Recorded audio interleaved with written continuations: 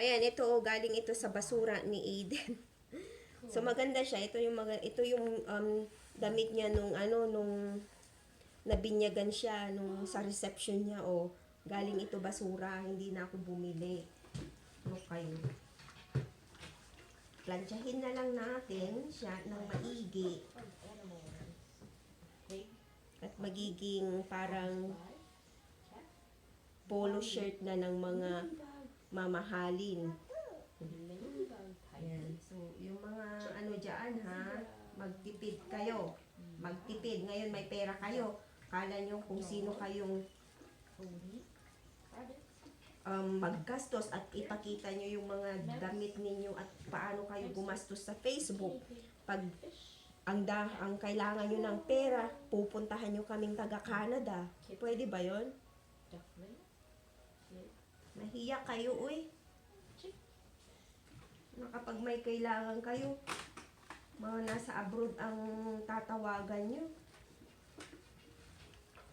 Lalo pa yung mga taga-Canada, kala nyo mga taga-Canada maraming pera. Ganyan din po, kakapareho po tayo. Ang difference lang sa amin dito, kapag may pera kami, alam naming magtipid siguro.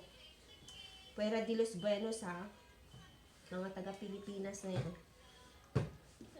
Akala nyo magpakita kayo sa Facebook, akala nyo kayo na yung pinakamayaman, pero kapag wala na kayo, dahil sa wala kayong katipiran sa paggastos, akala nyo kung sino kayong mayaman na. Pag may kagipitan kayo, dito kayo pupuntahan. Pwede ba yun? Huwag kayong ganyan. Yung mga may relatives na taga-abroad, mas mahirap pa po ang namin dito kaysa sa inyo dyan. Yung may mga abroad dyan, kapag may maibigay lang, maghintay kayo kung may maibigay. Huwag yung kapag, sabi ko nga sa inyo, kapag may pera kayo, hala, sige, Facebook kayo dyan, ipakita nyo kung gaano kayo kayaman. Pero kapag nawala na yung gastos kayo ng gastos, pag may nagkasakit or kailangan nyo ng pera, wala na kayong yung relatives namin taga-Canada, matawagan nga. Pwede ba yun? Pwedeng ganun.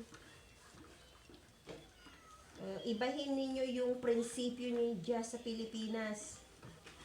Mga Puera de los Buenos ha.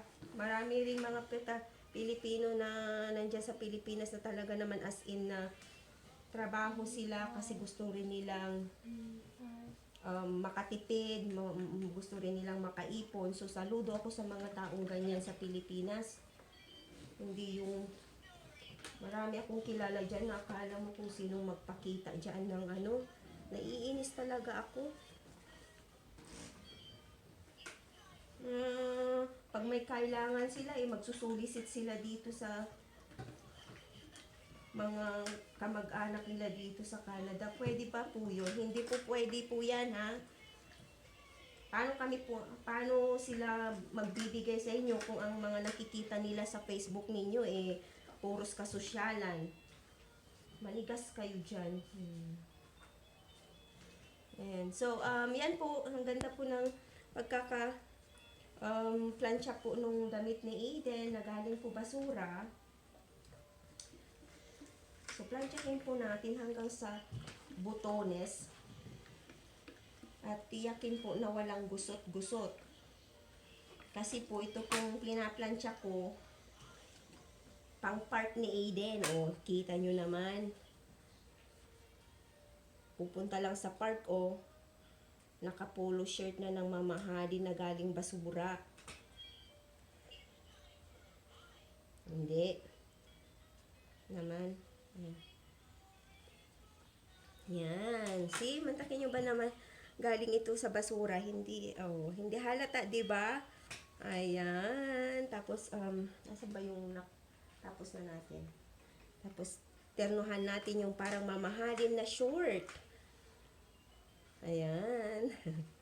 Ayan, so mga taga-Pilipinas, follow me for more videos. Yung mga naiinis sa akin, sa mga pinagsasabi ko, pasensya na po kung natamaan ka, edi magsombrero ka na lang ha. Para hindi ka matamaan ng bato-bato sa langit, ang matamaan ay huwag magagalit. Bye-bye po.